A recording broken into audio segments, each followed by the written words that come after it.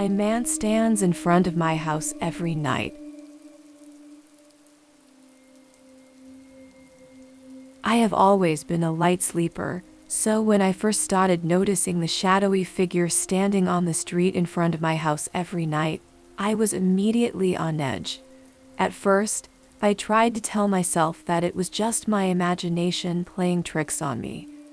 I had always been prone to anxiety and overactive imagination, so I figured that it was just my mind running wild as I drifted off to sleep. But as the weeks went by and the figure continued to appear, I knew that it was real and that it was watching me. I tried everything I could think of to make the figure go away. I turned off all the lights in my room, pretending to be asleep. I even tried covering my head with a pillow, hoping that if the figure couldn't see me, it would go away. But no matter what I did, it always seemed to know when I was awake. It would stand there, tall and lean, its shadowy form casting a pall over the street, for the full 15 minutes until I couldn't take it anymore and had to get up and confront it. But as soon as I approached the window, the figure would disappear into the darkness, leaving me with more questions than answers. Who was this person? Why were they watching me? What did they want from me? I knew that I couldn't go on living like this, with the constant fear of being watched, but I had no idea how to make the figure stop. One night, I decided to try and get some answers. I set up my camera on the windowsill, hoping to catch the figure on film. When it appeared, I snapped the picture and waited anxiously for the image to develop. But when I saw the picture, I was disappointed.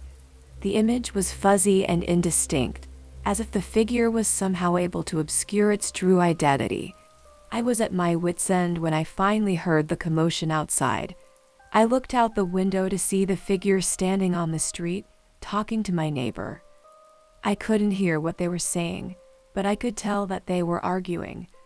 Without hesitation, I rushed outside to confront the figure. As I approached, I realized with a start that it was my neighbor. He looked at me with a mixture of shock and recognition, and before I could say a word, he pulled out a newspaper article and showed it to me.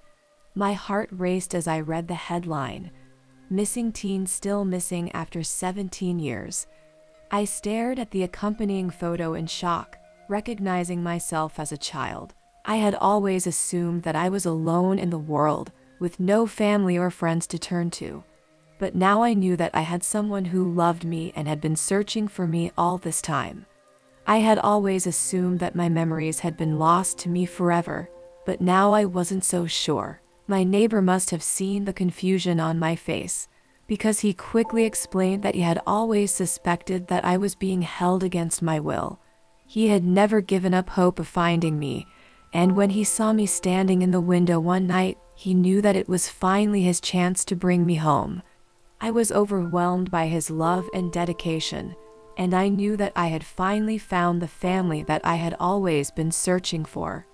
But even though I was grateful to my neighbor for finding me and bringing me home, I was still terrified of what the future might hold.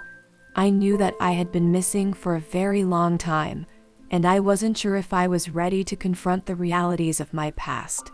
But as my neighbor and I walked up to the police, I knew that I had no choice.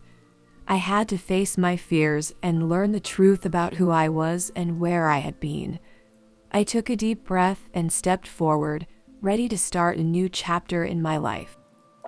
The police were kind and understanding, and they helped me to understand what had happened to me and what I needed to do to move forward. It was a long and difficult process, but with the help of my neighbor and the police, I was able to piece together the story of my past. I learned that I had been kidnapped when I was just a child, and that my kidnapper had kept me hidden for all these years. I was shocked and terrified by this revelation, and I struggled to come to terms with the fact that I had been robbed of my childhood and my freedom. But even though it was hard, I knew that I had to keep going. I had a new family now, and I had a chance to start over. I was determined to make the most of it, and to live my life to the fullest. I knew that I had a lot of work to do, but I was ready to take on whatever challenges came my way, knowing that I had people who loved me and would always be there to support me. And even though I still had a lot to learn about my past and my identity, I was ready to face whatever came my way. I had finally come home, and I was determined to make the most of it.